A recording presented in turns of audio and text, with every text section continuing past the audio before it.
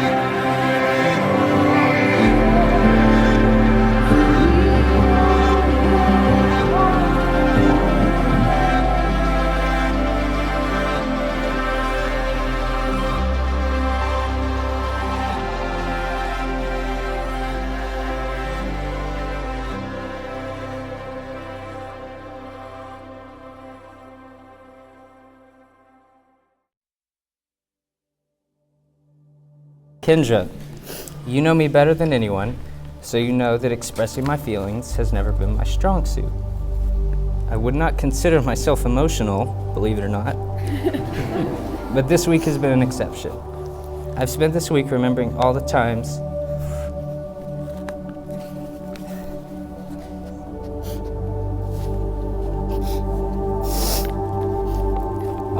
where another part of me fell in love with you. I remember us as two strangers when we first started hanging out. I remember the nights that we sat on the beach until 5 in the morning, telling stories and laughing so hard we cried, slowly changing from strangers into best friends. I remember watching Pirates of the Caribbean with you, holding your hand for the first time at Taylor's house. I remember telling you I loved you for the first time at 901 Place. And despite fumbling my words around for 30 minutes and the most awkward I love you ever, you still said you loved me back. Kendra Taylor, you are a comforter, you are patient, you are humble, you are breathtakingly beautiful, and you love me in a way that I don't deserve to be loved. You've seen the worst parts of me, the times where I've been mean, stubborn, prideful, a bad listener, selfish, and in the midst of all those things, there's never been a single moment where you stopped loving me. And I promise there's nothing in this world that you could ever do that would make me stop loving you.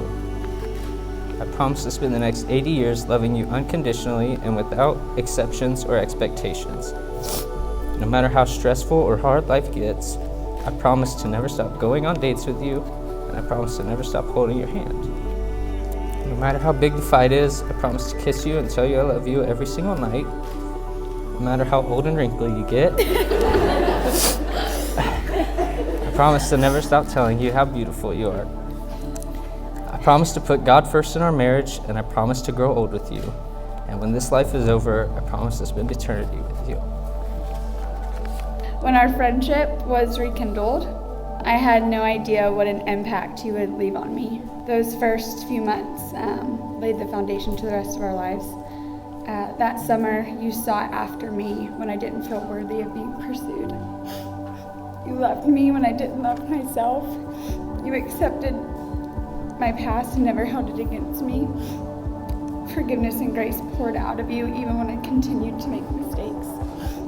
Looking back, it's so evident how Jesus was being revealed to me through you. You showed me a glimpse of how he loves me, and that hasn't ever stopped.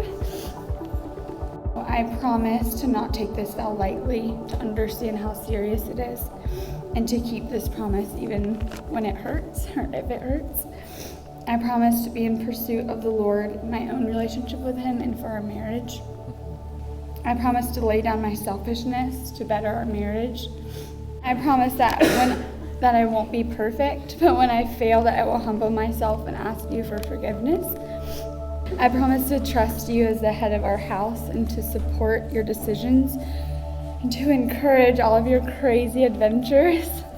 I promise to fill our home with love and laughter, hopefully a lot of golden doodles. I promise to fight for you and not against you, and I promise to love you without strings attached. You're my best friend. You understand me. You know my heart. You genuinely make me better. And despite all my flaws, you love me anyway.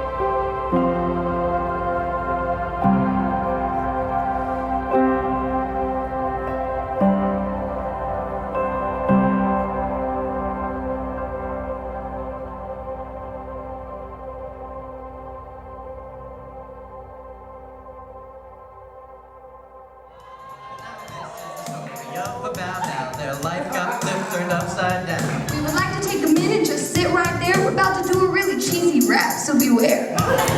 It's so cheesy, super cheesy.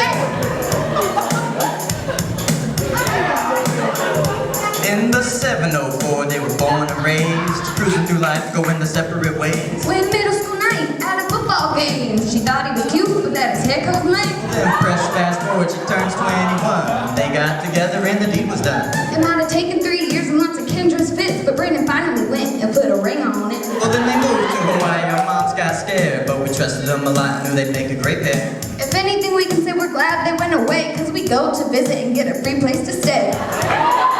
But enough about us and our amazing trip, because we're all here for this celebration. This lovely couple, they're together to the bury, cause K and B, they just got married.